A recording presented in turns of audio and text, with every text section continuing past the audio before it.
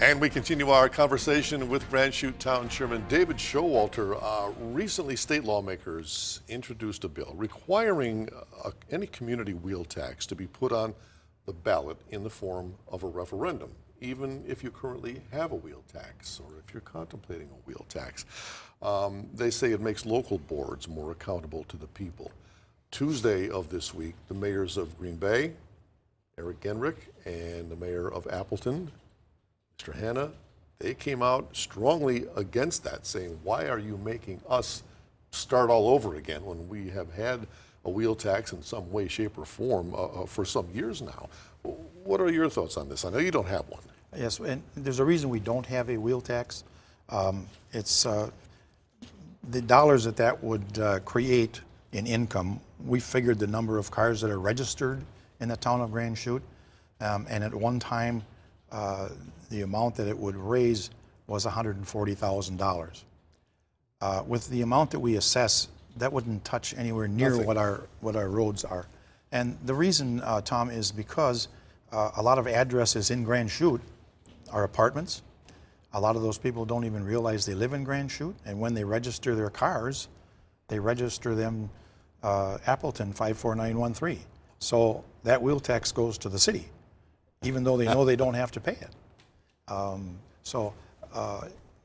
And the other reason the wheel tax I don't think would be fair at this time is that half of our town has already been assessed for new curb, gutter, and so forth, and new streets. And I get phone calls from people that say, you better not have a wheel tax to take care of it because I already paid my assessment and I'm not paying for theirs. Mm-hmm. So we may change that after everything has been, all of our roads have been done once. And when they get redone, we may look at something different for our assessment policy. Instead of individual communities, should this perhaps be a county-wide wheel tax? Well, that wouldn't be the worst either if they wanted to do that. You know, they have a county-wide sales tax that just got passed last night, so 0.5%. Right, the one that Tom Nelson vetoed. Let me ask you about the dark store loophole. Okay.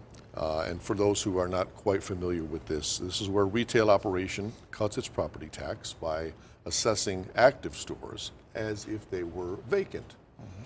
Governor Evers wants to close the loophole. He says it negatively impacts small businesses and homeowners. Your stance on this? Well, I would have to say that Governor Evers is 100% correct, and especially in the town of Grand Chute. The dark store loophole should have been closed years ago.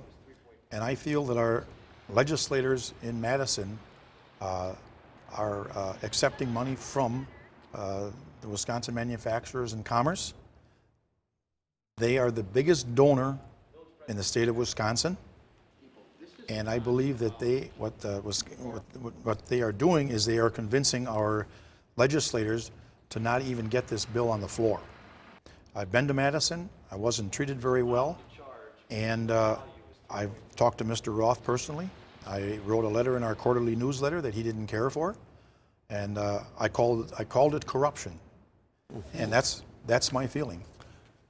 So you're alleging a lot of politics behind the scenes on this. There is politics behind the scene, and it's going to cost. And many people aren't aware of what this is going to do. I had board of review earlier this week. And not one person showed up to contest what their tax bill was out of 22,000 people in the town of Grand Chute. 3 businesses wanted waivers to go to circuit court to get their taxes lowered. And what they do, if they have a building that they just built that's worth $10 million, they want it reduced to $6 million. Now that $4 million of assessed value, if they get their way, and with the loophole they can, that goes right on small business and on homeowners. And you're going to see this come to fruition. We've been in court ever since this started years ago. Mm-hmm. And yet, as you say, nobody looked at their tax bill, so they wouldn't know that. No. But if it hasn't hit your tax bill yet, it will. Now, let me switch gears to community safety. Grand Chute is interested in building a 3rd fire station. That's correct. It would seem from the outside looking in, the Grand Chute is not large enough for a 3rd fire station. Well, is it? Well, when you say the population of 22,000, yes, the estimate of population in Grand Chute during the day is 78,000. And that's because of the businesses that we have, Right. people and the shoppers, et cetera, that all come to Grand Chute. So in essence, we go by what there's the national fire people, and our fire chief is greatly involved in state and national fire. And they're the ones that tell us you need to have eventually another fire station.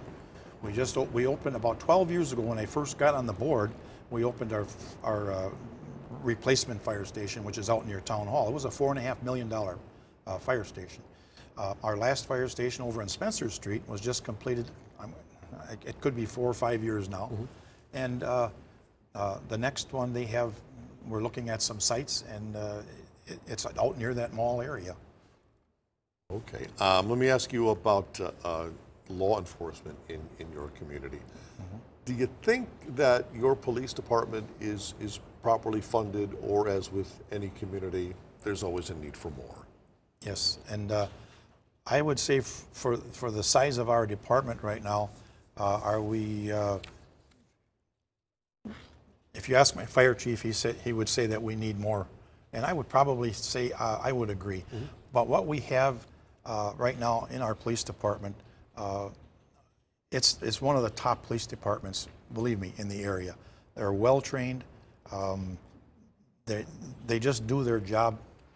They're just so professional right now that I don't see us adding to our police department at this point.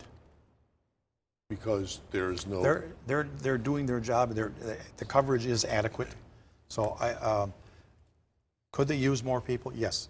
I think every one of our departments asks for people every year. As it probably is in every community. In every community, yes it is, yes. We will continue with Grand Chute Town Chairman David Schowalter right after this. Please stay with us.